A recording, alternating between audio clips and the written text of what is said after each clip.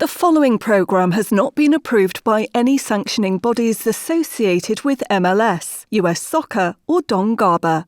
It is not intended to replace actual informed opinions from soccer experts. Side effects may include propensity to spout bad takes, excessive use of salary acronyms, and a longing for the return of running penalty kicks. The world's GAM is not responsible for increased enthusiasm for Major League Soccer after listening. Enjoy at your own risk.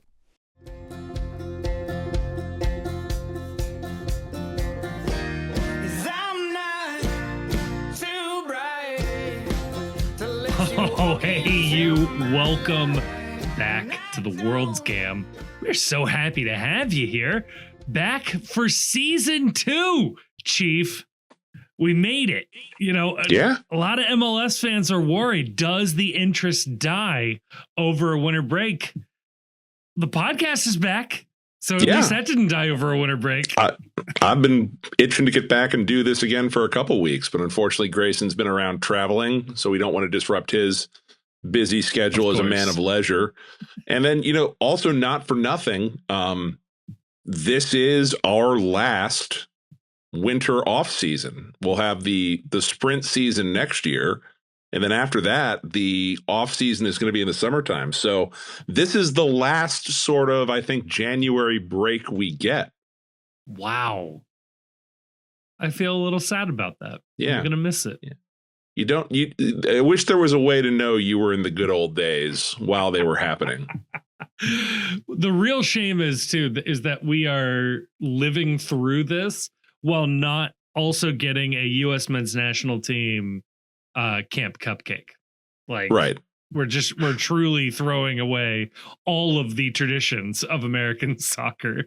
And hey, as we record this, there's a winter storm forecast that's projected to hit, I think, every state at this point, depending on whether or not you're looking at the European model or the Gordon Food Service GFS model or whatever it is. I'll correct you a little bit. It's meant to hit every state except for the states where people want to go skiing and there's no snow. I'm so sorry there. My bad. My bad. It's going to stop right around like Colorado and not get. You know what? I've heard many people are saying that it's lovely to ski in Knoxville, Tennessee this time of year. I'm sure there's a hill of some sort that you can climb up and sled down. I mean, get ready to learn snowshoe West Virginia. So I say this only because whenever I think about what I really am missing about, winter soccer, it would be orange ball soccer, CONCACAF orange ball soccer. We're a little early for that. I know CONCACAF Champions League starts here in a few weeks. When I do see my first big snowstorm of the new year, I do start to look forward to the complaints that we're playing in weather like this. So, so be it. So be it. But yeah, I was really happy to be back. I am really happy to be back. Was happy to get the show back up and running again. I do have a pop quiz for you guys. It is more of a true or false style. But I'll start with Grayson. Grayson, is EMLS still going in 2025? What do you think? What is EMLS? EMLS is the EAFC, formerly known as FIFA video game competition, where the various MLS teams sponsor a competitive video gamer to represent I feel like whether it's still going into 2025 would already be known. It's a good question. Because it's 2026. In fairness, I'll give you a hint. The EMLS website's last news article posted is from 2024. So they're going to get started again any time now, is what I'm hearing. It is still going in 2026, gentlemen. It is still going. Some of the teams have players in this. I was stunned to learn this. So see, that's something that I will not get the podcast back together for, is to start talking about EMLS. That's one where that can live firmly in the off season. there are things that lead me to like start to look forward to soccer being back, to MLS being back. Seeing the videos of people reporting to various training facilities. Sure. Hearing, seeing and reading things about reporting for medicals like that. Yeah. That makes me think like, the season is near. Hearing about, someone that goes by one name that is also the name that he played Call of Duty under, and like, hearing about that person representing Sporting KC, even though he's not from Kansas City, that does not spark MLS joy for me. So no, I do. True or false? Do I care? The answer is false. I do not care.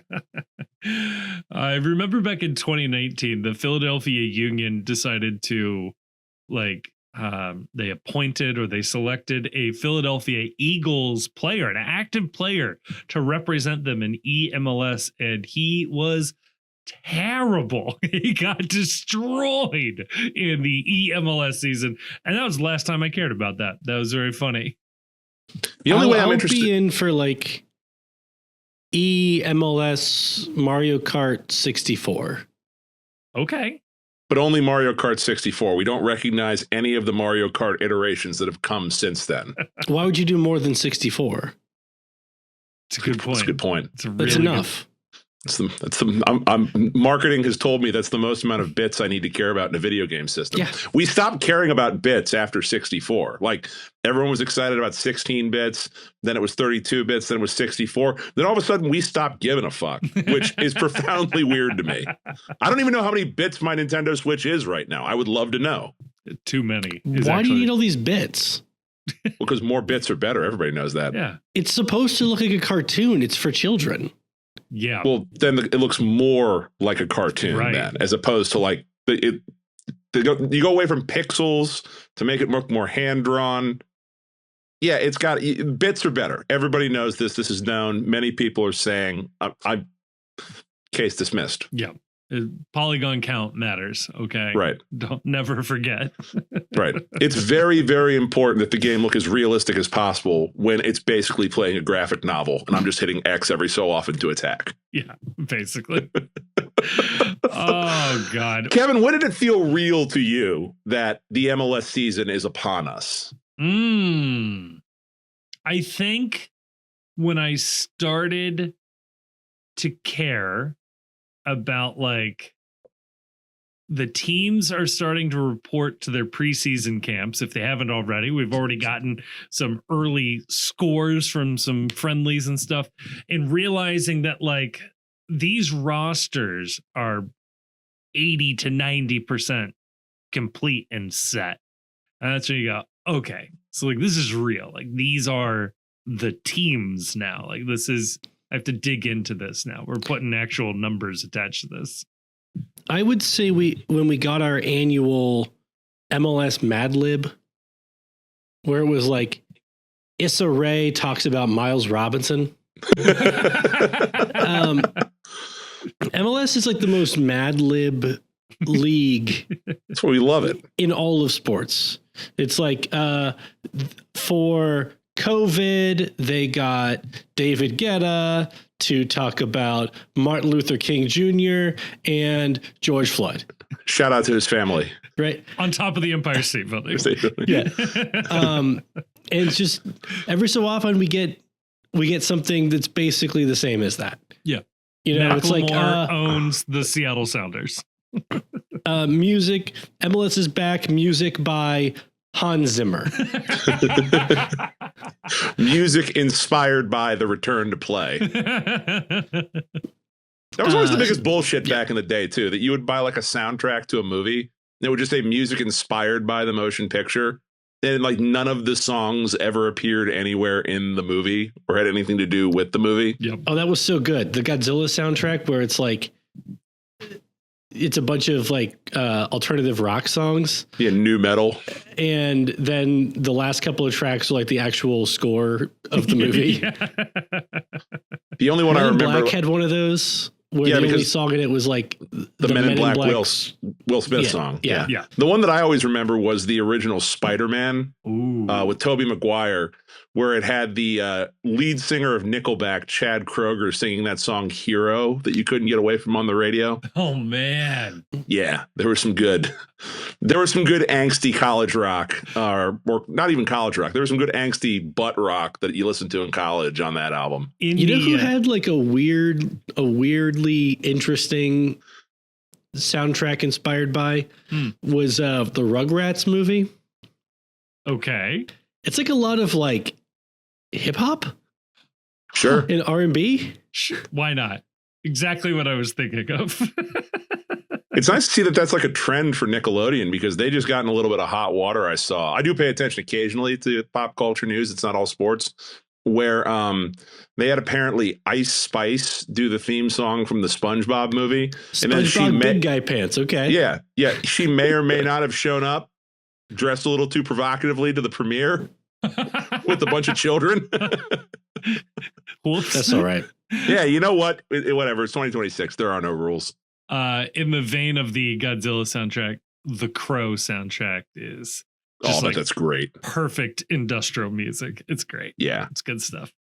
See, maybe we need to bring that back. Maybe that's how we heal as a society. Maybe that's what MLS needs to do. MLS, music inspired by MLS. Major League Soccer. Oh my God. It can only turn out bad. No, it could be great. That'd be awesome. I would want to know everything about the selection process. I would want to know how they pick the music. I would watch the behind the scenes documentary of choosing the artists that make up MLS the 2026 season, music inspired by the sports league. Every song would be terrible, like the blandest, most boring thing you could possibly imagine, except for the songs that they let like LAFC and Miami have. I was literally going to say that it is 28 teams submitting 7 Nation Army and 2 teams getting like a song in Spanish. And I don't pick your poison, but that's the makeup of the mixtape. So it's 18 tracks of like total, just the absolute most generic, like TikTok rock you can imagine. And then the Miami track is Lionel Messi singing karaoke of My Heart Will Go On. Just for no reason. It'd be the best selling album of all time. You know what the Inter Miami track would be? Something like Celine Dion featuring Bad Bunny and Pitbull.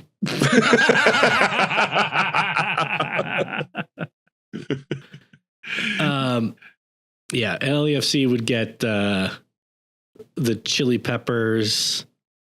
And they have there'd be something with Snoop. Like Snoop would find his way onto this. In LAFC, in the 3252, they have B-Real and a couple of members of System of a Down regularly on the drums there. So I think. Well, there you go. Just System of a Down. How are other fan bases supposed to compete with that? Like the guys that did Chop Suey are leading the drum line. That's not fair. Well, Nashville has like a guy from Jars of Clay sometimes. That's true. He's cool. He's Soccer cool. Moses. He is. Yeah, it's great. The best Christian rock money can buy. That's awesome. He went triple frankincense a couple of times. When I was up in Columbus for a playoff game, there was a pop singer doing a halftime show. Okay. And I thought I was being pranked. Like they announced this guy and I was like, okay. And then like people are like cheering and the announcers. I was like, I think this is a prank. I think this entire event was orchestrated to make me feel crazy. There was like a pregame concert the last time the three of us were in Columbus for a game, right? I forget who it was. It was some band you've heard of, but like you couldn't name a single song by. Well, okay, I hate to do this to you. It's the Welshie Arms. Well, I think it's Welshie Arms. And the song is legendary. And I only know that because the WWF used that once, right? Like they use it for like a Royal Rumble theme song. Everybody uses it because it sounds like Imagine Dragons, but isn't Imagine Dragons. Because when I think of people with a right to bear arms, I definitely think of the Welsh. I think it's Welshie. Like for some reason, like it sounds so stupid, but I think that's it. And they're from Cleveland, so there you go. It was we couldn't get 21 Pilots. Yeah, They were all booked up. Grayson, I need to know where you stand on this issue as well. Beyond music inspired by the MLS season. Kevin and I were talking on the other show that we do about how if you're a baseball fan, like the big deal with baseball is the season starts when pitchers and catchers report. Yeah. We think soccer needs something like that. Kevin submitted keepers and kids, that keepers and the academy kids have to start first. But I think that like the branding just needs to be around something like the first group of people to appear. I think we need to pick a position group as the world's GAM that is the first people on site. Keepers. I've got it. No, I've got it. All right. The third team showcase. We get to, and you can make a reality show about it. Oh my God. Where we stream like third team training camp that culminates in everyone taking the pro referee fitness test. There's a pro referee fitness test? There is. Yeah. Every year. They have to pass it. You have to lift at least. Involves both speed and endurance. So you have to be able to run, a 40-yard dash in a certain amount of time. You have to be able to lift at least $10,000 in a bag. Yep. Yeah, it's the farmer's carry, but it's duffel bags of money. Right. It's like the old World's Strongest Man thing they used to show at 4 a.m. on ESPN, except it's 2 sacks with dollar bills on the side. You got to be able to carry those up and back. You have to be able to dodge a 5'4" Argentine trying to touch you. You have to stand your ground as a man on his knees begs you to not get a yellow card. It's a test of wills. Sure, why not? I would love to see whatever it's the Hall of Fame game in the NFL, right? It's sort of like the literal kickoff to the preseason. There should be like a referee's scrimmage is the first preseason game where you've got 22 of the referees out there playing. No, I don't want to see them on my TV anymore. I want the baseline of what they are doing so that I know as they are judging the best of the best. I don't of. want a scrimmage of them playing soccer. Okay. I wouldn't mind some kind of like pub trivia or golf tournament or something where there's an honor system component and they may be arguing over like who is cheating and who's following the rules and stuff. I want to see like, are you guys really on your best behavior? Ooh. Or is this that John Wilson episode where you get a bunch of refs in a room and it's utter chaos? I like a pub trivia where all of the questions are like laws of the game, but there's like lots of tempting ways sort of like somehow sprinkled into it for them to cheat. Like no. I just want to see him play American Gladiators and have the Gladiators beat the shit out of him. That's what I'm looking for. Some giant jacked up dude on like every anabolic steroid known to mankind with a name like Blazer, just beating them with one of those foam sticks. But would be something that they should do during All-Star Week though, is have a ref match that's officiated by certain players. just spamming red cards the entire time at these whoever has the most cards going into the All-Star break is the center referee, right? Like whoever the biggest shitheads in the league are get to ref that game. Oh man, the Sergio I've got one nominee for center ref. Yeah, Maxine Chanot referee crew would have been incredible. Or Brooks Lennon up to something right now. Sadly, we've lost 2 of our biggest shitheads in the league this year. So yeah, I'm sure John Tolkien has frequent flyer miles you can burn. Oh God. Well, hey, I'm looking at the rundown here, and I hate to start us off on a bummer, but we should get this out of the way. There was a funeral, a memorial held online and in the hearts and minds of soccer fans everywhere. FBRef has officially lost its advanced stats and metrics from Opta as they were purchased by, private equity, and they go by a different name now. Stats Perform, I think, is the name of the group. But they yanked the advanced metrics from FBRef the day before they announced that they signed a new betting partnership with FIFA, where they will be the official statistics provider and data provider to FIFA's new gambling platform.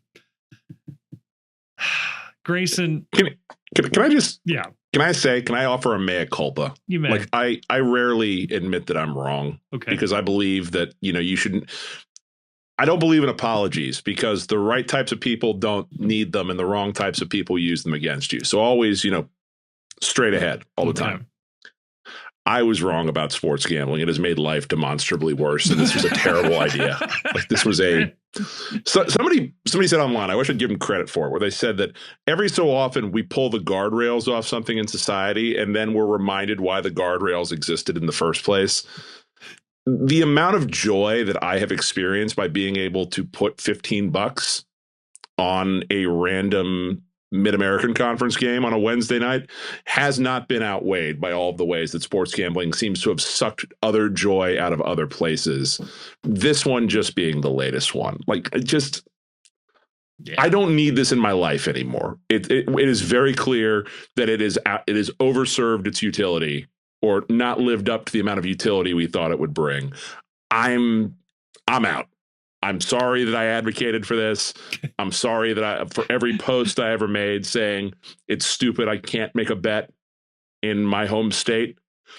I'm done. I'll go back to Vegas if I get the itch again. But like, enough of this where everything is a prediction market and we're putting all these like stats and things being bought by gambling companies, and then gambling companies owning television networks or partnering with leagues. It's just, this sucks.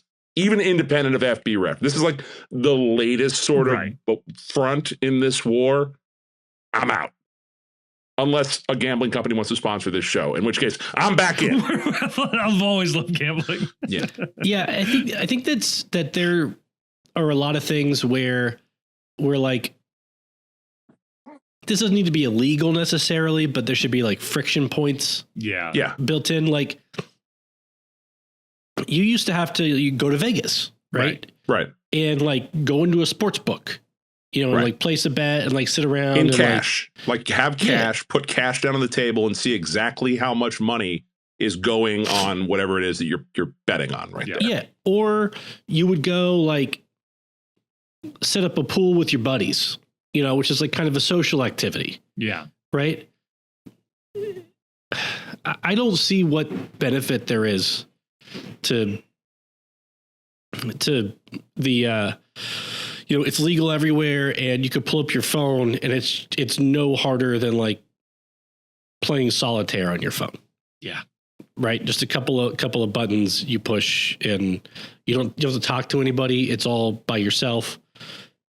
It's all designed to be as addictive as everything else on your phone is designed to be. It's kind of like how like we used to have like constitutional processes in like U.S. government. I remember those. I vaguely remember warrants where it was like you had to like go like, fill out paperwork to do stuff, right? Or you had to like get like some people that don't like you on board with it. Like, and it's like, oh, this is like a hassle. I shouldn't have to do that. Well, part of like the hassle is part of the point. It's like it should be hard. How bad do you really want it? Right. Yeah. It needs to be a little more difficult than signing a piece of paper. No, I was gonna say, the hard part about this too is I was, again, I wish I could give credit to the person I saw that had this take, was that what the real problem with FBRef going away was that there are so few unbiased or unified sources of data for soccer. Yeah.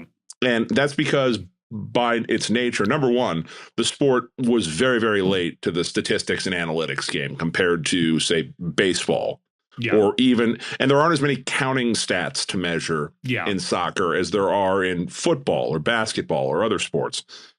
And so different leagues are at different levels when it comes to how much does each individual league track, what does each individual league do, how good are they at their tracking data, and also, like, not for nothing, how good's the data each individual league is collecting. At the very least, when there was one sort of repository for all the information from the similar source, you could have meaningful conversations about players across leagues, right, or performance across years. And it's just going to be harder now to have those conversations about the game. Yeah. And that stinks because 99% of male bonding is just getting into arguments while out at the bar, and then somebody looking up FBRef or baseball reference or football reference, and then settling it with various numbers back and forth, or using those numbers to argue their point. Or if you're antisocial, engaging in turn-based combat online by posting on message boards or Twitter or something like that. And I weep for society because that is part of how we express ourselves as sports fans in the 21st century. I mean, it does take away from the overall conversation that, like, you can't just say like, oh, this guy's a really bad passer, and somebody else can be like, actually, he's a 98% completion percentage the last 5 years. I think you're a liar. like you lose that ability to fact check a hot take, a sort of like personality driven conversation. And that makes me sad because in a certain way, it sort of inflates the worst of sports discourse, of soccer discourse in particular. And to take it back to gambling, what kills me is that this takes away the public's ability to make informed decisions, to potentially make bets.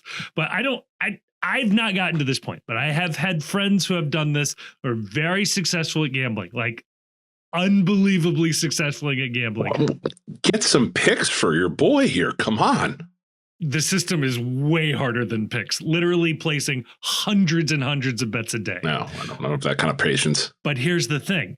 The second you make any money on these, they limit the amount you're allowed to bet. They restrict you to only certain types of bets. You can't do props. You can't do parlays. They really, really whittle you down to the point where they just kick you off the platforms. Like, I've got a buddy who's been kicked off like 5 or 6 platforms because he's winning too much. And like, all of this is, what are we doing? Like, why is none of this regulated? Why that feels illegal on some Lord, level? I see what you've done for other people, and I want this for me. Don't get me wrong. Like, it's great to get to that point, but it does seem insane that like they're allowed to gobble up the ways that the public might make an informed decision, and they're allowed to kick you out if you're doing too well. Like, all of this stinks, and I hate it, and it's bad, and I'm sad.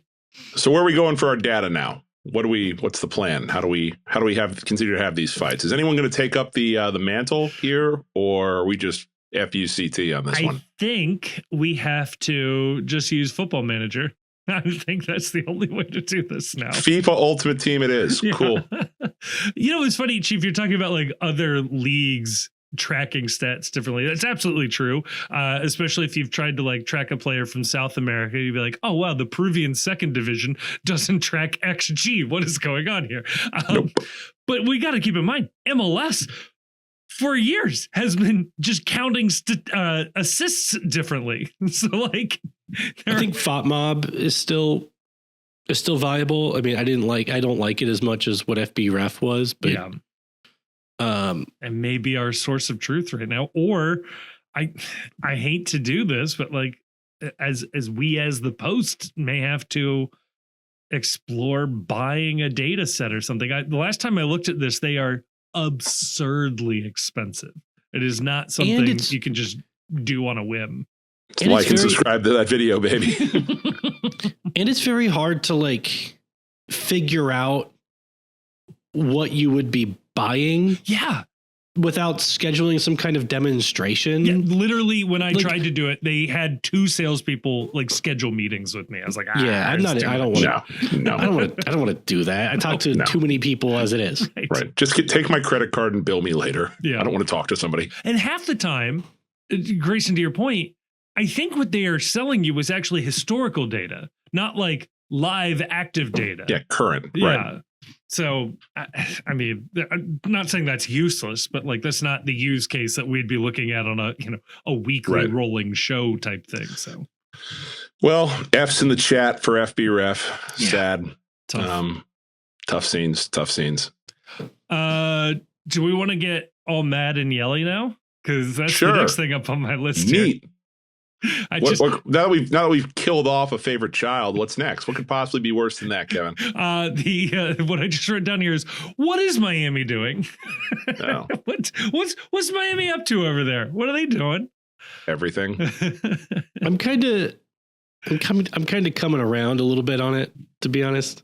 Oh, don't you dare. Grayson's coming to my side. I've been absolutely weeby pilled on everything Miami does. No. Hold on. This is I think this is two different things. Okay. Defend yourself then. Miami going around the league and just like trying to buy Tristan Blackman from Vancouver. Hilarious. Apparently trying to buy Bouanga from LAFC. That's funny. Yeah, sure. It's funny. It's funny when they do it, but when the Donald goes over and tries to buy Greenland, all of a sudden it's like, oh, this is a constitutional crisis. As long as Miami isn't pointing guns at anybody, for it's things very that aren't fun. for sale. Well, by all accounts, Miami is like offering money and then getting told no and then walking away. Right? No, that's okay then. Yeah. They understand consent as far as we can tell. But like it is crazy to me to think for any team in this league to think that you could make an offer for Bouanga that LAFC would accept. Much less if you're Miami. Every man has a price. All right. So thank you, Ted DiBiase right there. No, okay. All right. So not to hand it to ISIS, but yeah, it is tremendously funny that Miami is at the point right now where they're just calling teams up being like, we'd like Bouanga. It's like, well, he's not for sale. It's like, we didn't ask if he was for sale. We want to know what it would take to get him. And I love that. I that is such an absolute alpha flex. Yeah. That I would almost, if I was running a team, I would almost do that just for fun every so often. Just going to call up, I mean, I'd call Miami, be like, hey, how much for Messi? Seriously, like, let's talk dollars here. I mean, that's how you should respond, right? If they call up LAFC and they're like, how much for Bouanga? And you're like, well, how much for Messi? Yeah. Or it's how much for Bouanga? Well, I mean, if you threw in $1 million GAM with Messi, I think we could make the deal happen. Yeah. We can make a package happen. I was thinking some team should try to buy Rodrigo de Paul. Oh, that'd be good. Like make a better offer for him to his parent club. But it's like Miami. If Miami wants to. Okay, so they're bringing in Berterame apparently, and they already got Messi and DePaul. That makes 3 DPs, right? Sure. Right. But it's like, okay, but like if you want to bring in Lewandowski or some other like big name in the summer, you're kind of blocked. Well, let us take Rodrigo de Paul off your hands. We'll give you a $3 million cash for. And we'll pay a salary. You will open up a DP spot.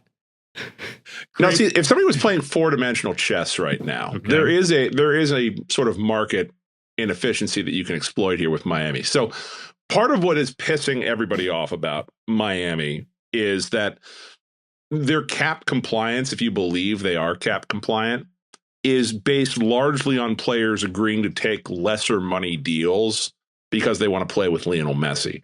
Well, now, if you have no morality and you're willing to, engage in a little bit of the dark arts here, and there's a player that you covet, why not just tell Miami to acquire that player, get him to sign a below market deal, and then once you got an MLS contract, baby, you're signing a contract with the league, ship him off wherever, and then you get that player on the lower money deal that he thought he was playing for Messi with. That's, I see no flaws in this plan. You certainly won't piss that player off at all. Who cares? The player might. So Kevin, you were talking about being like quote unquote weeby pilled. Yes. And I do want to be clear that like you can think that most of what Miami is doing fits under the cap. Yeah. Without being one of these people who is either throwing it in everybody's face, right? Like Weeby is, right? Or acting like you're smarter than everybody and you have like figured out some magic and everyone else is stupid and you're the smartest person in the world and you're currying favor with the league and you're being this holier than thou jerkwad about all this stuff. Okay. Because I'll be honest with you, for the most part, and this is kills me to say. Then don't. My you can just not say stuff. It's okay. I have an easier time I actually think this year's Miami roster so far is more likely to be cap compliant than last year's, and it's better. Like last year's had a million holes in it. Yes. As far as what they were doing. Yes. And I think that was absurd because of how they were getting deals done. And the entire Rodrigo de Paul situation last year was fraud. Yes. It was fraud. And anybody who wants to tell you otherwise is spitting in your face. They're a cop. Yeah. Okay. I don't want to do cop. I don't want to be a cop here. Yeah. Because there's a lot of people who just are falling all over themselves to be cops on Miami's roster compliance. But we even said this after the season. Miami had a bunch of players coming off of contracts. They had a bunch of guys on loan who were going back. They had expiring deals who were coming off the roster. They moved Kramaski.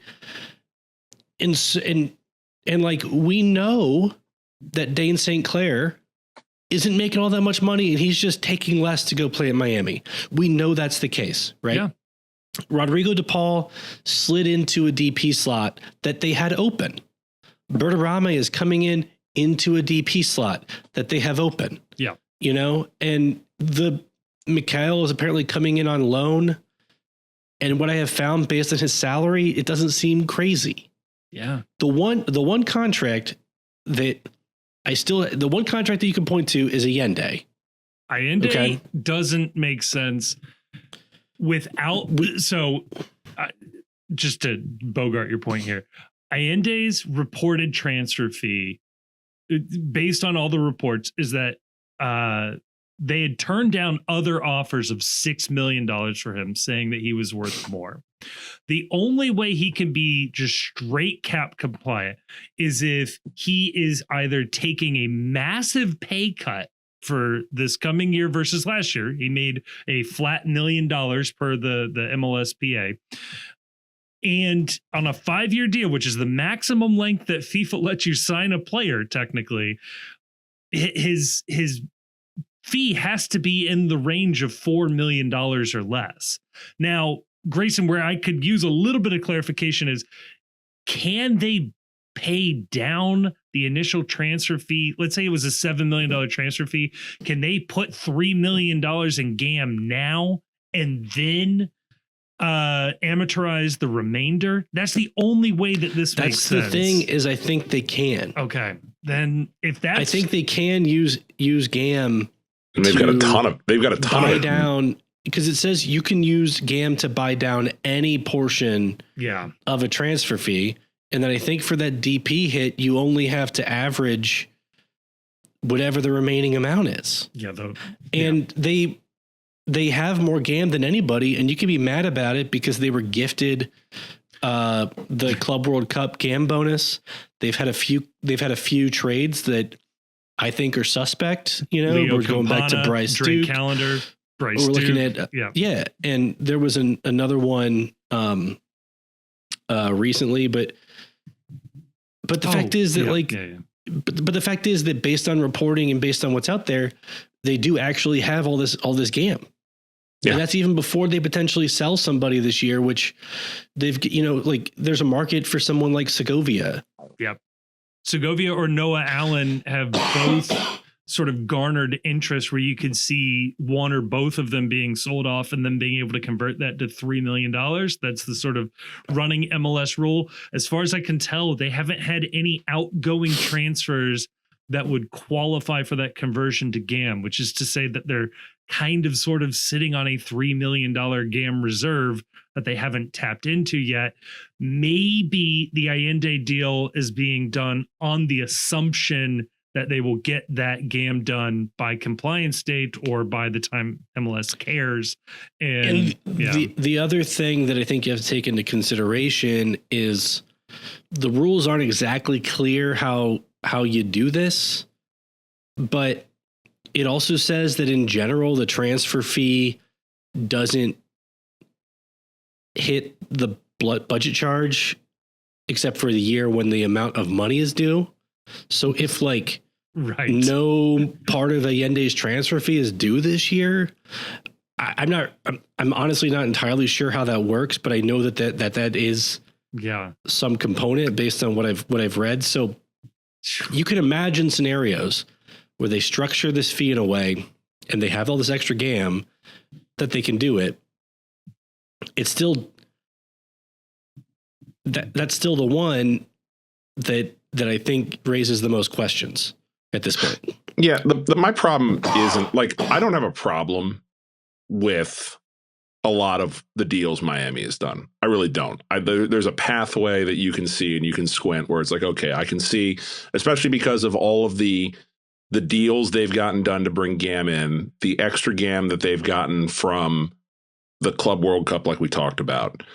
Where I've been sort of tough dealing with this is when you say we be pilled, what I take that to mean is that this idea that what Miami is doing is not so much praiseworthy, because I think it is praiseworthy what Miami is doing. I think it should absolutely be praised that Miami is attempting to leverage every tool in the toolbox in order to make a roster and make a team that is capable of winning multiple trophies, that won a trophy last year. Where you lose me on this is this idea that, well, Miami is doing it. Why isn't everybody else getting to their level? I don't know, man, because the sort of biggest thing they've got going for them is that players want to take a discount to play with Lionel Messi. And last I checked, there's only one Lionel Messi in the world. There is no way that another team in MLS can get a player who will induce top quality stars and top quality players to take a discount for the right to play with that person. You could, there's one, two other players in the world right now that you could do that with. Maybe Ronaldo. That's about it. I don't even know that if you got somebody like, I don't even know if you got Mbappe. I don't even know if he is of the legendary status that would induce people to be like, you know what, I'll leave some money on the table to play with him. Right. Not like Messi. So I don't mind. I do mind, but I get what Miami is doing, but to turn around and tell other teams, hey, why aren't you being this creative? It's I don't know, man, because what they're doing isn't replicable. And don't sit here and say, well, anyone could be doing this, because no, they can't. I will where I will say teams can be learning lessons on this is, granted, guys may be taking discounts to play in Miami that they wouldn't take elsewhere. The reported fees don't scream to me that everybody is here on the cheap to play with him. Luis Suarez is going to get paid a lot of money. I don't know that every team in MLS would pay Suarez that much money to play for him. His knees are bad. When he's healthy, he's great, but his knees are bad. But they're getting guys on U22 deals, for example, that nobody else could get. Well, yes, these U22s, you get who was that guy? I'm blanking on his name, but he was that he was an they're paying $8 million for U22s. Redondo? Was that? Yeah. And $8 million players are not taking $600,000 a year contracts for basically any other team. If you look at the other U22s that other teams are getting in for, you're looking at $1, $2, $3 million transfer fees, because that's who comes in and is also available at a $600,000 or an $800,000 wage, at a below max budget charge wage. Yeah, what I'd be interested in is our teams, and this is where I get weepy built on this. Are teams trying? Are there players out there that teams are offering $8 to $10 million transfer fees to these U22 prospects saying, hey, come in here, prove it in MLS. We'll move you on to Europe, or we'll sign you to a DP deal if you prove it. Like, I granted, like the transfer fee to salary doesn't quite match up, but I don't know that anybody else in the league other than Atlanta back when Tata Martino 1.0 was there is doing anything like this. I do think that is something that teams could try more of. I think I don't think every team is trying this. I think there are teams that even with their DPs are not, going past $2 million for a transfer fee. Yeah. Right. But I guarantee you that there are teams around the league who would be willing to pay north of 5. Yeah. I don't know what the max would be, but somewhere north of 5 for a U22 who would come in on a U22 salary deal. Yeah. Well, it's not even just U22s either. I mean, they signed Berterame from down in Liga MX. They are the third team to trigger Berterame's release clause. Portland triggered his release clause. Yeah. Couldn't get a deal done. Cincinnati triggered his release clause. They had a flight booked for medical and a press conference schedule, and he backed out at the 11th hour. Miami gets the deal done all of a sudden. And again, Miami does not have the deal done yet. I was going to say, leave room for Berterame to back out a third time. Fair enough. But what I'm just saying, I'm saying though, is that that to me, the Berterame deal is sort of the epitome of they're playing a different game that isn't replicable for everybody else, because that is a player that multiple MLS organizations have targeted because they believe he will be a good fit in this league. Yeah. That the skill set and what he does, that he's going to be a good fit. And not for nothing, some teams that have been very well run over the last couple of years. And Portland, like I said, couldn't get the deal across the line. Cincinnati couldn't get the deal across the line. Miami is not offering, as best I can tell, bigger money. Right. I think they all just triggered the release clause. Yeah. They all three teams, I think, offered the exact same transfer fee. Yeah. But even on personal terms, I don't think he came to personal terms with at least Cincinnati. Yeah. Yeah. Like that much that's known. Yeah. So, but Mrs. Berterame did not come to personal terms with Cincinnati. No. Well, but and also, like, they're not the only team to pay $15 million or more for a DP. Right. Like, there have been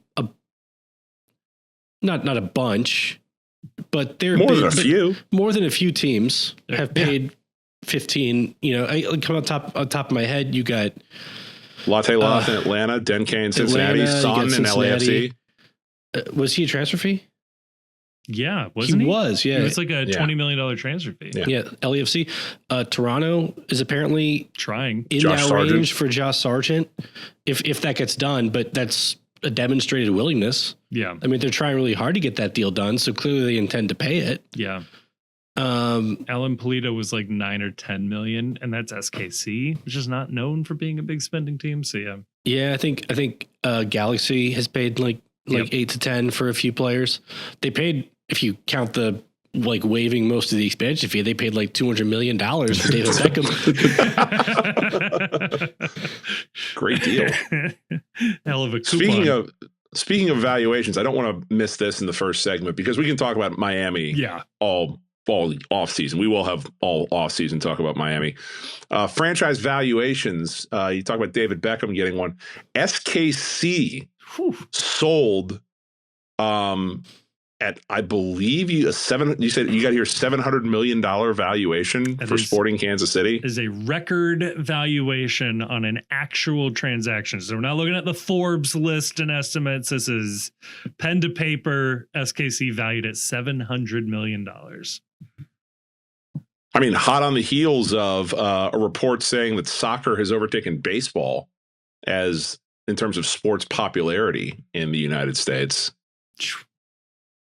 It is pretty wild. So this is with SKC. I know when some of these quote unquote smaller markets get new ownership, understandable. People get nervous about relocation. I think a lot of people in Kansas City were excited to see that it was one of the existing minority owners was just sort of buying the larger stake here. Peter Malik on this one, promising greater investment and wanting to win, a willingness to win at a moment in time for the club where they have separated with Peter Vermees. They have cut and traded and let expire the contracts of virtually every player that was under contract with them last year. I think they opened up training camp with 6 players on the senior roster, the rest of the numbers being made up with academy players and other local kids. So certainly a changing moment of change for the club. So if SKC is valued at $700 million, oh boy, is the number one? I think are we all in agreement that there's probably at least one more round of expansion in MLS? They're at 30 teams right now. 32 would feel like kind of where North American sports tend to live, between 30 and 32. Yeah. That feels right. I also don't think MLS will ever close the door because unlike the other sports in North America, there is not a moment where you will tap out the talent pool. That's accurate as well. There's only so many starting pitchers to go around, which is part of the problem for baseball and quarterbacks and football. Will the next round I think 40 is as high as you go. That's fair. And it still is kind of plausibly a league. Yeah. You know, because you have to start doing weird stuff at 40, but beyond 40, you got to do even weirder stuff. Yeah. Like legends and leaders, like 2 divisions. Yeah. So my question is this. I'm going to put the over under at 900 million for the next round of MLS expansion for expansion fees. It's not going to be 900 million. I would not be surprised to see a $500 million fee. I think I think San Diego was 500 million. I thought it was like 350. No, I think it was 500. Please keep talking. I'm going to fact check this right now. Please fact check this. That is an interesting one. I think it'll depend on the market, right? And what real estate situation is for that team. So like 500 million for San Diego. So jeez. 900 over under. What do you got? I'm still going under. I might go over just to say $1 billion on the table is enough for MLS to reopen expansion. If a team isn't willing to put up $1 billion, they're more than happy to stay at 30. Well, so what about, it's not like 800 or 900 million all in. So if it's like a $600 million fee. No, I'm saying but a $300 million stadium. Well, then that puts San Diego at 500 million and then zero because they didn't build a stadium. Yeah. They had their stadium. Yeah, all right. They're building the academy, but at most that's going to be 25 million, right? It's a part of the right to dream. They're building dormitories. It's a much bigger thing than most MLS teams, but yeah. Right. I am curious though, because like what if MLS, I think $1 billion gets MLS to expand again. Like if somebody's willing to say, I will throw $1 billion down to have a team, then you can pretty much pick where you'll want it. 750 feels like the next number. Yeah. Just how counting goes. It's like, did you see that thing that went viral online where they were talking about pricing? Where $5 something can cost $5, 4 is but 5, but 6 is 5 and 7 is 10. 4 is 5, but 8 is really 5, but 9 is really 10. So $8.99 is really 5, and 2 is free. And the fact that I understood every bit of that was like, hell yeah! I'm gonna log on to LinkedIn right now. It's a real moment of bro math. But what is funny about it is every podcast host ever has had this conversation with their co-host about pricing a Patreon tier. Right. That's literally it. $2 is basically free. Let me ask you this though, Chief. Does expansion happen first or does relocation happen first? I don't know who, but would you say? Well, that would be the reason to keep expansion closed, is that if you feel like your markets aren't aligned where they need to be. I think expansion happens first just for this reason, is that the league is so new that there really aren't like, who's the team right now where you're like, oh, they're in the wrong spot? The only teams would be the Canadian teams if you were thinking that the league was going to get out of Canada.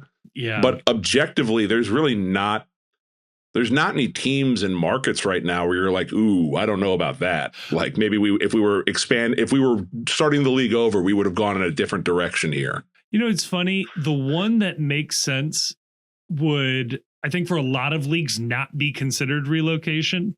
It would be San Jose moving to Sacramento. Or like San Francisco would be like the one, not Sacramento, but San Francisco would be the move as far as. Oh, but I think Sacramento is like ripe for soccer. I think it would take off. I think that franchise in famously it was on deck for the better part of a decade for expansion. They were in the league. They had the whole big press conference with Don Garber and the event and everything. Yeah, I think they lost their big investor when people found out about Epstein. I mean, I think that literally is what happened. All right. Over under of one mention of San Diego Republic in the Epstein files when they're eventually released. Or Sacramento, you mean? Yes. Or Sacramento Republic, yeah. So I think about Sacramento and Epstein together every time I watch like Landman, because one of the producers is Ron Burkle. Right. And you see his name in the credits like every time. Hell yeah. Oh man. This is why I wanted to bring I think he produces like all the Taylor Sheridan stuff. Yeah. I don't know. Taylor Tubman would know. This is why I wanted to bring the podcast back, because I hadn't chopped it up with the boys talking about Epstein Island frequently enough. We're never beating the allegations.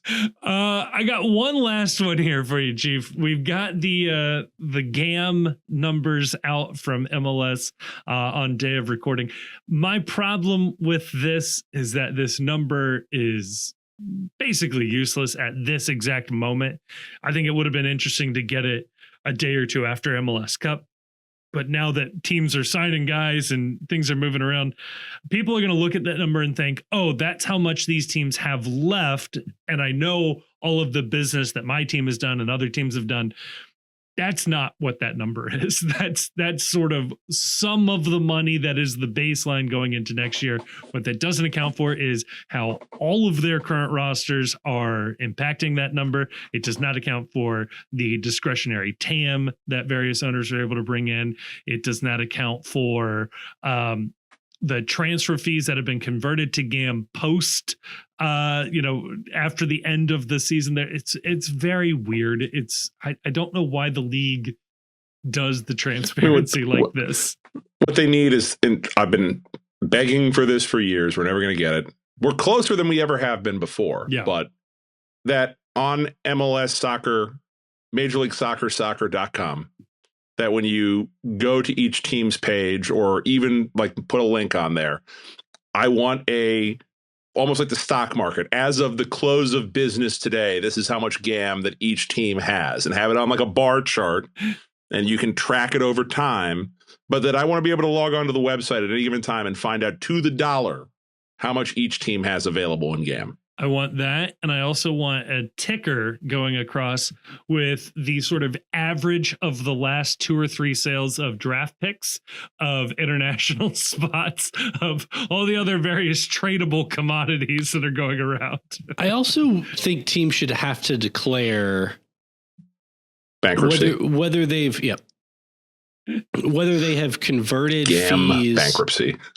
When they've converted transfer fees into GAM, and whether they've taken the full conversion, etc. Yes, because there are games being played there. Absolutely. There's this weird thing where like GAM doesn't expire. MLS has you can pull it forward from the next year. You can sort of borrow ahead. MLS already recognizes that when the money is paid on the transfer fee matters. So does the conversion of the GAM, is it possible to backload the conversion of the GAM for a year or two out? Like, can you sandbag to the point where you end up 3 years from now with an extra $10 million in GAM? Yeah, it doesn't expire. It doesn't expire. So you could take. Oh, no, it definitely expires. It expires next summer when they do away with the GAM and the TAM system. Sure. But technically it doesn't expire. So you could take the full conversion last year, take the full conversion this year, take the full conversion next year.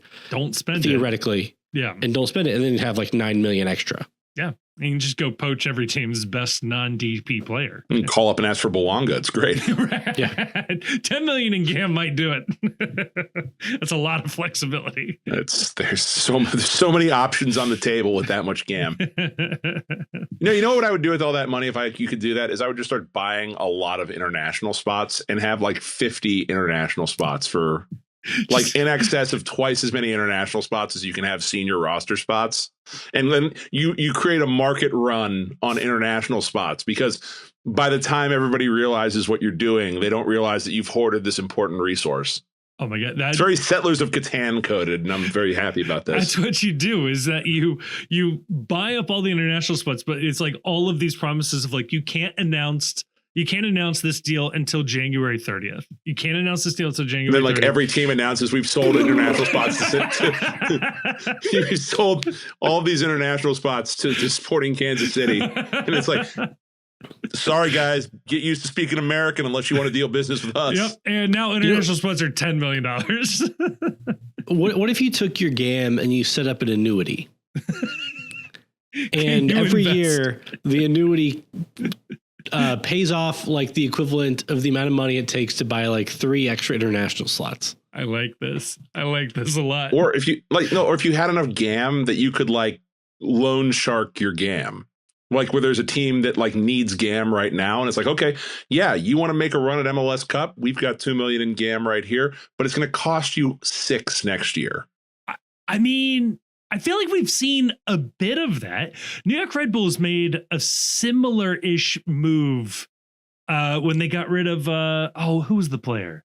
They traded a player away recently where they weren't getting much this year, but they were getting a lot more later. But basically how it worked was that they were like eating his salary this year in exchange for the salary coming back to them much later. But yeah, so this is what can happen if you were to corner the market on a particular asset or accumulate enough GAM. You as a team could essentially run a sort of financial institution. Run a VIG. Yeah. Yeah. This would be good. And a GAM bank where you're charging interest rates on the GAM. Yeah. So we're charging like payday lending level interest rate on the GAM. And then if you don't pay up, if you somehow don't have enough GAM to pay up when we come around, well, we're going to take it one way or the other. We might take it in Bouanga's kneecaps. Yeah, I mean, that's the thing. Is there any reason for Montreal not to start doing this immediately? Like, they don't really try to win. Like, they've got all this extra GAM every year.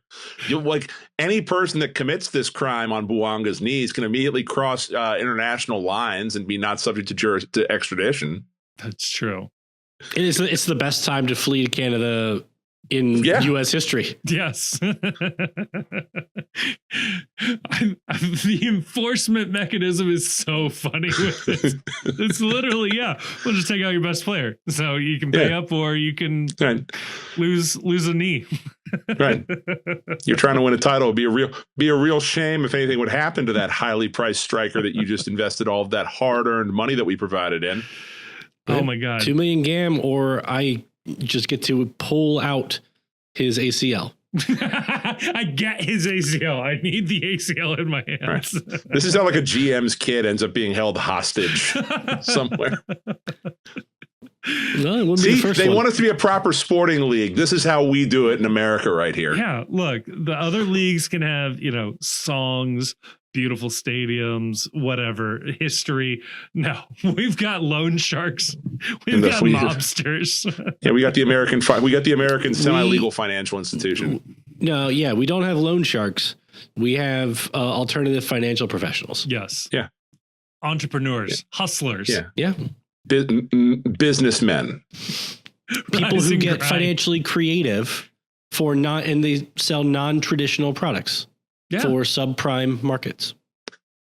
Oh, okay. It's lenders servicing an underserved portion of our community that may not have access to traditional financial means. Yeah, I was going to say the woke way of saying it is providing access to finance to people who traditionally are shut out of the system. How can we build an actual financial instrument that is somehow backed by GAM? I need MLS to escape containment. I've said this before, but GAM coin, like cryptocurrency with GAM, like make GAM into a cryptocurrency that is tradable by the teams. Like mine, like, set the certain amount of GAM each year. There's GAM coin 2026. Yeah. You issue a set amount to all of the teams that like represents the amount of GAM that is in the pool, but reserve a certain amount that fans can buy and pull together, and that fans can then trade amongst themselves and possibly, give to their team. If your club is 50,000 GAM short of an international spot, well, I mean, there's $1 million in GAM that's just being traded on the fan markets. How bad do you want your team to win? We are closer than ever to making this happen. We just need one more peace prize. So close. We're gonna start a new Patreon tier so someone can write the white paper on this so that we can start minting the coin. It's gonna moon as soon as Chris Albright gets his hands on it. It's gonna moon. That's true. Actually, if there's one guy in charge of my crypto, it's Chris Albright. He knows his way around a bullshit financial instrument. He probably has. He's probably a crypto guy, right? He dabbles. He's got. I guarantee you, at least half of MLS GMs are crypto people. You can't live in a world with this many acronyms and not also think, you know what? What if I could do this? Yeah, this isn't hard. I mean, I deal with fake money for work. I know how to do this. I'm a savvy investor. I know how to buy a player from Azerbaijan. Right. How hard can I it be? I can get a crypto coin. Right. I'm going to make money on Doge. Come on. Chief, it's half of the league GMs like are active like crypto bros. The other half like struggle to sign into their computer. The technology is beyond them. They have an assistant. Right. It's just they have one app on their phone and it's WhatsApp because everybody in the world talks on that except for America. Yes. That's the question I want asked in the next athletic survey is I want to know how many MLS GMs actively trade crypto. And I want to know what the correlation between good roster management in this like phony ass like GAM and TAM system and like what's your portfolio for crypto up over the course of the last 5 years. And then I want to know if Bruce Arena writes his emails with a dictaphone. Bruce does give off the vibes of a guy that would sign his tweets, Bruce. Right? He just sits there with his dictaphone and then says like, Bernice, take this down. Take this, post it, please. Get this on the Twitter. Oh God. Should we move to the next part here? We'll talk about some new coaches and we'll get out of here. Okay. Let's do it. Let's do it.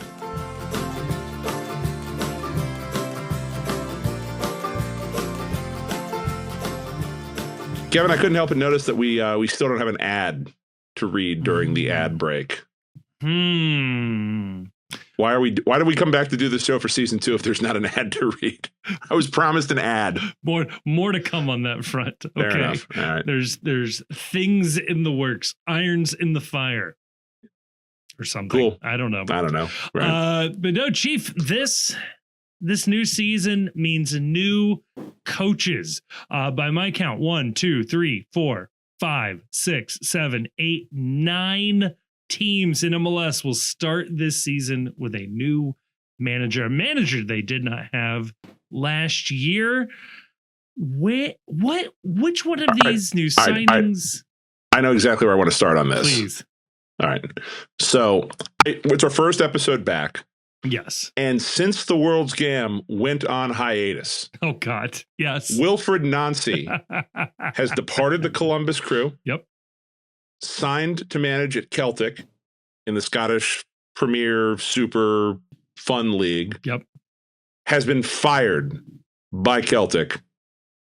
And the day before he was fired, Columbus Crew hired their new manager. And so I ask, would he have gone back to Columbus if the vacancy was still open? And how well was Columbus's new manager sleeping for those 48 hours right after Nancy got fired? Like, is this deal really going to happen? Am I really going to manage this team? We're still good. Here's why I don't think he goes back. Obviously he didn't go back, but here's why I think it was never really on the table. Is if he goes back, he never manages in Europe the rest of his career. Yeah, agreed. Yeah. Like whether he goes back to Columbus or any other MLS team. Yeah. Now, as it stands, he can point to some data points and say, like, look, this was a disaster, but look how much better I had the team playing. I didn't have the players for it.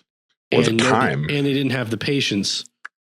They had the patience for it. Let me come in on a preseason and we'll get the players all on the same page. We'll get to make some additions before the season. Yep. And, you'll get to see like the good version of this. Like I've already seen, I can walk into a team in Europe and get them playing, pretty well on the underlying number aspect. So he's got stuff he can say to get another European job. Yeah. If he goes back to MLS, it's just, he's a lifer then at that point. Yeah. And like, you can't go, that's one of those ones where it was funny to think about that for a couple of days. Like, you can just come right back to Columbus.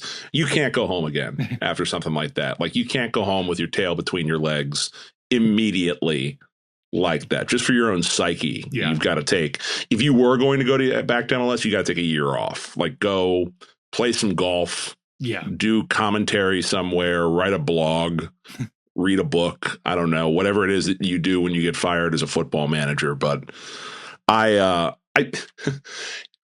it's not MLS related, but it is MLS related. The funniest couple weeks on Twitter, we're watching the Scottish Premier League fans just melt down at how bad things were going, and bad being a relative term. Like, oh no, Celtic might finish second in this league where only two teams ever win it over the last 80 years. And it was this stupidity of, well, this just proves MLS is a terrible league. No, man, it proves your league kind of sucks. And the players in your league, think they're smarter than this manager bringing in his new system. By all reports, there was an immediate rebellion when Nancy had the audacity to show up and start trying to coach players. Like they were, no, I already know how to play soccer. I don't need to hear anything from another manager. Well, I don't believe that, because you got your last manager fired. Right. You don't really have a leg to stand on here. I read an article about that, and it did seem like a really entitled group of players. Yeah. And like they talked about this one thing where it's like, Nancy was showing some tactics to this guy, one of the most decorated players in Celtic history, or Celtic. I don't care how to say it. I looked the guy up.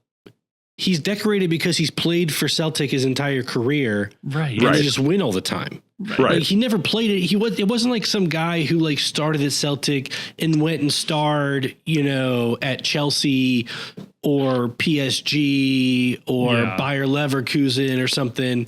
No, he's just a guy who was a lifer Celtic player who was never good enough to play anywhere else, but was good enough to be a consistent player on the only good team in the league, right? Especially you got to remember, there's a period of time in the not too distant past that's a big chunk of this guy's career where Rangers were in shambles and they even got like relegated.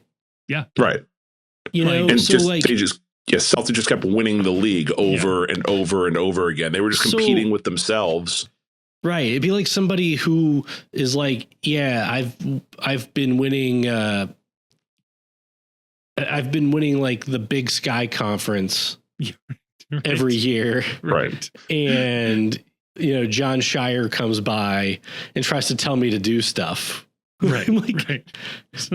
Maybe listen. I don't know, man. Like, and again, I can't put this too too calmly, they got their last manager fired playing shitty soccer. Right. And I get that they all loved this interim manager that was over there who was 1 billion years old, and was never going to stay. It was the entitlement of the fan base, the entitlement of the players was just, it was stupid to watch, especially from a league that is objectively, by every measure, worse than MLS. The idea top to that, bottom. The idea that like you're not doing well and a manager comes in and tries to like give you tactics and instruction, and you're like, not for me, mate.